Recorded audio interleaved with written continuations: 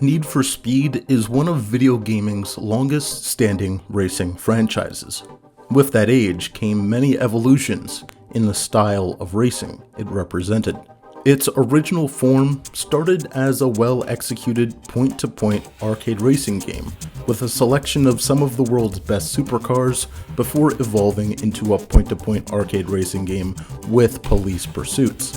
At the turn of the century, development duties of the brand moved from EA Vancouver to EA's Black Box studio, and the series would shift from sunny skies and beautiful island settings to gritty roads and busy cities in the illegal street racing genre, keeping police pursuits but replacing supercars with Asian and European imports. The franchise expanded to open-world environments and built deeper storylines before sharply leaving the illegal street racing scene. Pro Street took Need for Speed in a fresh direction and new personality, dropping police pursuits for the first time in a decade. The installment introduced audiences to the legal side of street racing, keeping a heavy focus on car customization, a well-built progression system, and storyline. Undercover temporarily returned Need for Speed to illegal street racing, and EA Black Box would swap development duties to Slightly Mad Studios.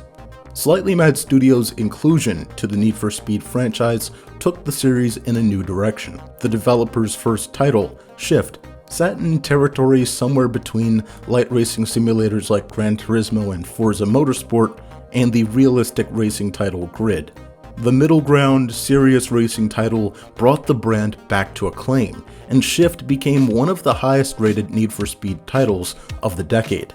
This new direction was a proud one for the brand, but many gamers and reviewers doubted its ability to reach Gran Turismo and Forza, a perception Slightly Mad wanted to change. Sequels can sometimes fail to live up to their predecessors, but 2011's Shift 2 Unleashed, made only 2 years after the original, fixed flaws of the original and dramatically expanded the game. Over 140 vehicles, improved crash mechanics, an impressive and immersive driver's helmet cam, all on 40 real-world courses. There was a notable change to the follow-up. The Need for Speed branding was distanced.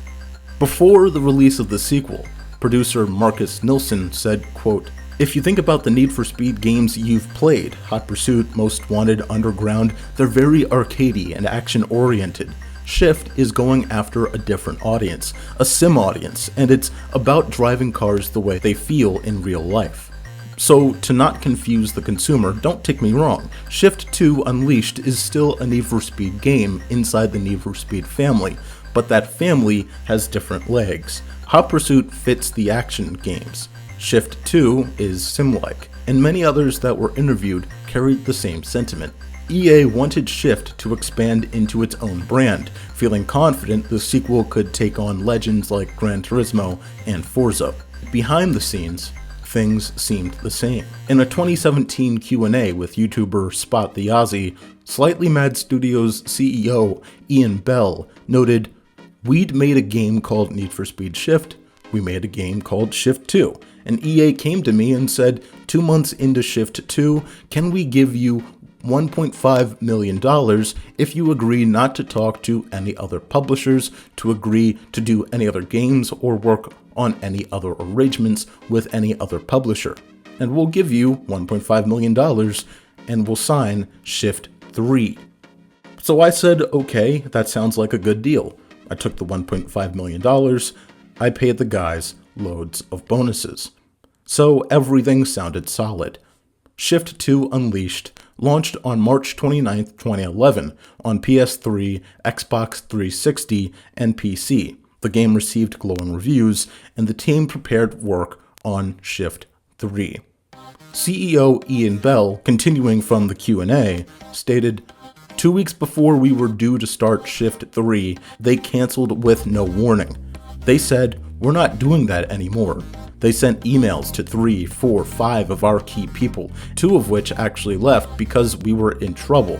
We had nothing left. We were done. They literally destroyed our company. They tried to kill us.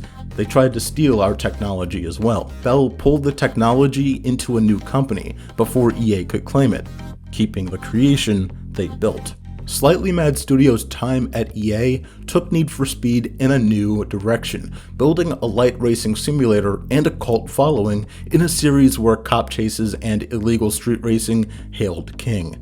Shift 2 grew the developer's pedigree for an authentic racing experience with all-around improvements in gameplay and immersion. A Shift 3 and a Shift brand was obviously possible, but EA squandered that opportunity in the way it treated those who built it. But Slightly Mad Studios, still driven to build a racing simulator better than Gran Turismo and Forza, went to work, toiling away on a title that would be funded by gamers, built independent of a publisher's backing.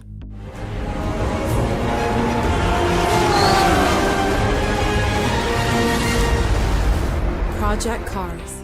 Project Cars launched in May of 2015, and due to its success, its sequel debuted 2 years later, in September 2017.